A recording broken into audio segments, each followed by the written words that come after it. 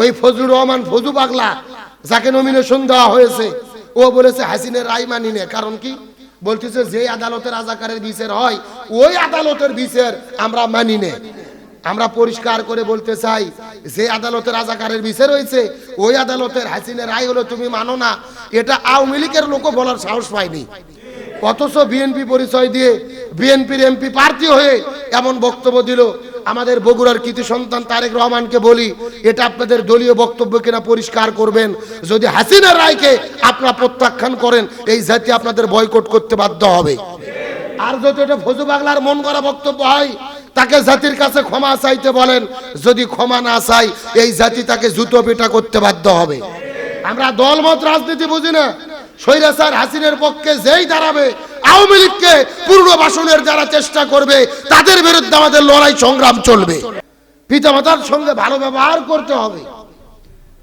সন্তান পিতামাতাকে ভালোবাসবেন।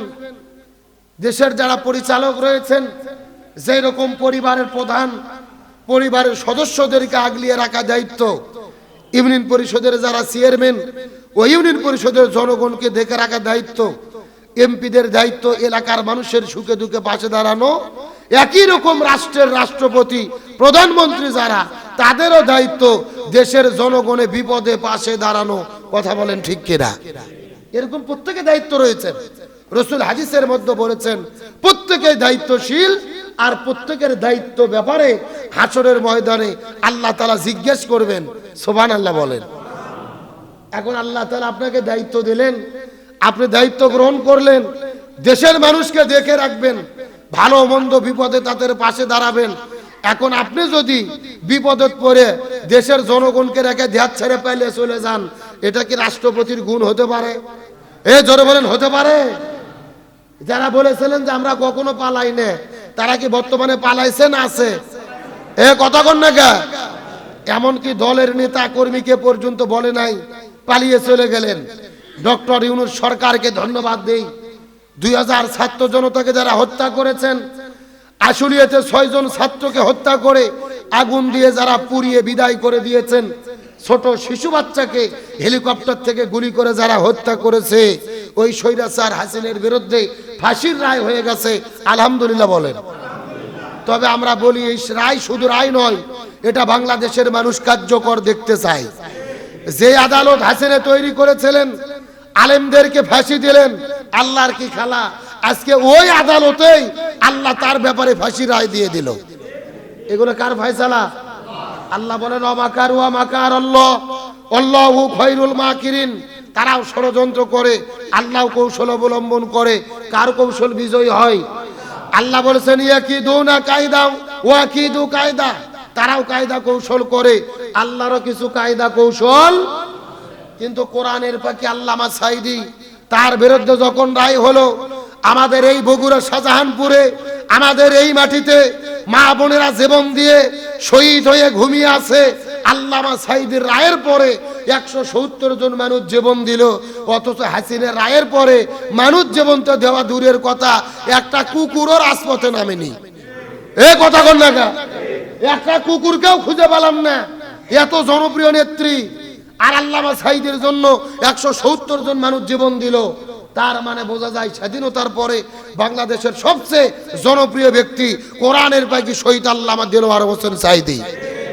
ওই আল্লামা সাঈদী আর বিএনপির নেতা সালাউদ্দিন কাদের শাকা চৌধুরী, এরা দুইজন বলেছিলেন যে এই আদালতটা যেন চালু থাকে, কিছুদিন পরে এই আদালতে হাসিনের বিচার হবে। আজকে মাত্র কয়েক বছর পরে আল্লাহ সেই ভবিষ্যৎবাণী সত্য করে দিয়েছে। আলহামদুলিল্লাহ বলেন। যে আদালত করেছিল আলেমদের হত্যা করতে, আজকে সেই আদালতেই তার ফাঁসি রায় হয়ে গেল।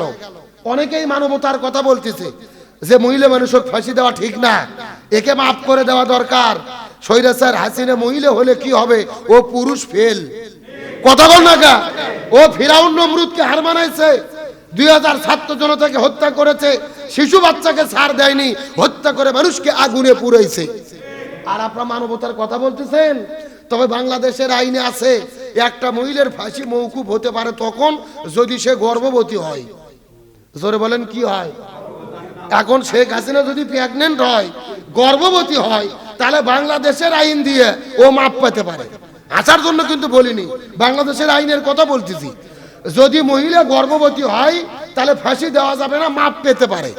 আর গর্ভবতী না হলে ও যে অন্যায় করছে একবার কেন 2000 বার ফাঁসি দিলেও প্রতিশোধ হবে না। তার কারণে একবার যদি আপনি ফাঁসি দেন, আবু সাইদের হত্যার প্রতিশোধ হলো, হত্যার পরিবর্তে হত্যা, তো ও তো হত্যা করতে 2000 জনকে, একবার ফাঁসি দিয়ে আপনি করবেন কি? এই জন্য দুনিয়ার বিচার হলো একবার ফাঁসি, কিন্তু আখিরাতের বিচার একবার না। আল্লাহ ফাঁসি দিতেই থাকবে, মারতেই থাকবে, বাটাম ফাটাতেই থাকবে, কিন্তু মরবে না। জাহান্নামে কি কোনো মৃত্যু আছে? শাস্তির পরে শাস্তি, খালিদিনা ফিহা, ওখানে শাস্তি পাইতেই থাকবে। দুনিয়াতে মারলে মরে, কিন্তু জাহান্নামে মারলে মরে না, শাস্তি পেতেই থাকবে, শাস্তি চলতেই থাকবে। সুতরাং যারা মানুষদেরকে হত্যা করেছে, আমরা বলতে চাই শুধু রায় নয়, এটা আমরা পরিপূর্ণভাবে কার্যকারিতা দেখতে চাই। কথা বলেন ঠিক কিনা? আর এই জমিনের ভেতরে যারা এই দেশকে নতুন করে স্বাধীন করলেন, মুক্ত করলেন, তাদের সম্মান এই দেশের মধ্যে থাকার দরকার আছে না নাই? বিশেষ করে বৈষম্য বিরোধী ছাত্র আন্দোলন, যে ছাত্রদের মাধ্যমে নতুন স্বাধীনতা পেয়েছি, এই এনসিপি দলকে আমরা ধন্যবাদ দেই। গতকালকে দেখলাম ঢাকা 8 আসনে এমপি নমিনেশন দিয়েছে সেই রিক্সা চালক সুজনকে। সেই সুজন ছাত্ররা আন্দোলন শুরু করলে রিক্সার উপরে চালিয়ে ছাত্রদের সেলুট দিয়েছিল, তোমাদের সাথে আমরা রিক্সা চালকেরাও আছি। মুহূর্তের ভেতরে ছবিটা ভাইরাল হয়, ছাত্র জনতা অনুপ্রাণিত হয়, এই রিক্সা চালককে এনসিপি দল এমপিতে দাঁড়ায় দিয়েছে। আলহামদুলিল্লাহ বলেন। আপনারা খুশি না বেজার? আমরা অবশ্যই খুশি। যেই দেশে হিরো আলম এমপিতে দাঁড়ায়, মমতাজ সংসদে গিয়ে ফাইটে যায়, গান বলে, ওই দেশে 24 জুলাই যোদ্ধা রিক্সা চালক যদি এমপি হয়, এটার দ্বারা আমরা অপমানিত হব না, বরং আমরা গর্বিত, সম্মানিত হব। এনসিপিকে ধন্যবাদ দেই, তারা একটা কাজের মতো কাজ করেছে। তার কারণ রিক্সা চালক হলে কি হবে, 24 স্পিডকে সে পূর্ণভাবে ধারণ করেছে। আর ওই আসলে এমপি প্রার্থী, বিএনপির প্রার্থী, বাগা প্রার্থী মির্জা আব্বাস, তার মানে আসল খেলা কিন্তু ওখানেই হবে। আজকে লক্ষ্য করেন, 24 স্পিড ধারণ করলেই তারা শক্তিশালী হবে। ওই ফজলুর রহমান ফজু পাগলা, যাকে নমিনেশন দেওয়া হয়েছে, ও বলেছে হাসিনের রায় মানি না। কারণ কি? বলতেছে যে আদালতের রাজাকারের বিচার হয়, ওই আদালতের বিচার আমরা মানি না।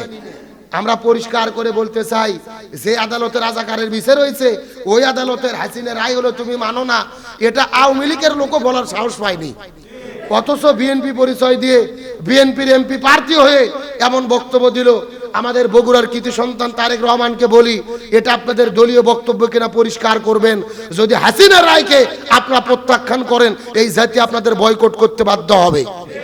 আর যদি এটা ফজু পাগলার মন করা বক্তব্য হয়, তাকে জাতির কাছে ক্ষমা চাইতে বলেন। যদি ক্ষমা না চাই, এই জাতি তাকে জুতো পেটা করতে বাধ্য হবে। আমরা দলমত রাজনীতি বুঝি না। স্বৈরাচার হাসিনের পক্ষে যেই দাঁড়াবে, আওয়ামী লীগকে পুনর্বাসনের যারা চেষ্টা করবে, তাদের বিরুদ্ধে আমাদের লড়াই সংগ্রাম চলবে। আমরা পরিষ্কার করে বলি, ওই স্বৈরাচারদের সঙ্গে আমাদের কোনো আপোষ হতে পারে। তাহলে যে কথা বলতে চাচ্ছিলাম, একটা রিক্সা চালক যদি এমপি হয়, অপমানিত হব না, সম্মানিত হব, যদি সে 24 স্পিডকে ধারণ করে। তাহলে আলোচনা করতেছিলাম, আল্লাহ কোরআনে নামাজের ব্যাখ্যা দেয় নাই, হজের ব্যাখ্যা দেয় নাই, জিকিরের ব্যাখ্যা দেয় নাই, তবে পিতামাতার সঙ্গে কেমন ব্যবহার করব এর ব্যাখ্যা দিয়েছেন কে? আরো জোরে বলেন। আমার বন্ধুগণ, মুসলমান ভাইরা, গভীর মনোযোগ। ওই পিতামাতা জমিনের ভেতরে যখন বৃদ্ধ বয়সে উপনীত হবে, পিতামাতার সঙ্গে কেমন ব্যবহার করব, আল্লাহ কোরআনের মধ্যে কত সুন্দর করে বলে দিলেন। এমনকি আল্লাহ তাআলা বর্ণনা করলেন, ওই পিতামাতা যদি এই দুনিয়ার মধ্য থেকে বিদায় নিয়ে চলে যায়, বিদায় নিয়ে চলে যাওয়ার পরে তাদের জন্য কি করতে হবে? আল্লাহ কোরআনের মধ্যে বলেন, তোমরা তাদের জন্য দোয়া করবে, ওয়াকুর রব্বির হামহুমা কামা রব্বায়ানি সগীরা। পিতামাতা যদি দুনিয়া থেকে বিদায় নিয়ে চলে যায়, তাদের জন্য দোয়াটা কি হবে, আল্লাহ ওটাও কোরআনে বর্ণনা করেছেন। চিৎকার করে বলেন সুবহান। আমার বন্ধুগণ, মুসলমান ভাইরা, গভীর মনোযোগ। এই জন্য ওই পিতা মাতার সঙ্গে ভুলেও কখনো খারাপ ব্যবহার করা যাবে না। বরং পিতা মাতা যদি সন্তানের জন্য দোয়া করেন, ওই পিতা মাতার দোয়াকে কবুল করে নেয় কে? আরো জোরে বলেন।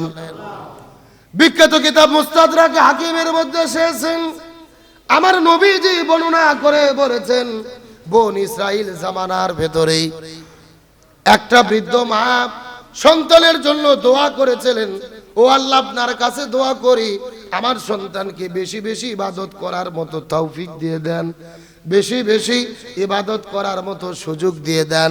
ওই জামানার ভেতরে পূর্বের আগে আমরা যেই ঘটনা ইতিহাসগুলো জানি, মানুষেরা বাড়ি ঘর ছেড়ে নির্জনে চলে যেতেন, আল্লাহর ইবাদত বন্দেগীর মধ্যে তারা মশগুল থাকতেন, আল্লাহর সন্তুষ্টির জন্য ইবাদত করতেন, বন্দেগী করতেন। এই বিদ্যমান সন্তানের জন্য দোয়া করেছে, আল্লাহ তাআলা তার দোয়াটা কবুল করে নিয়েছে।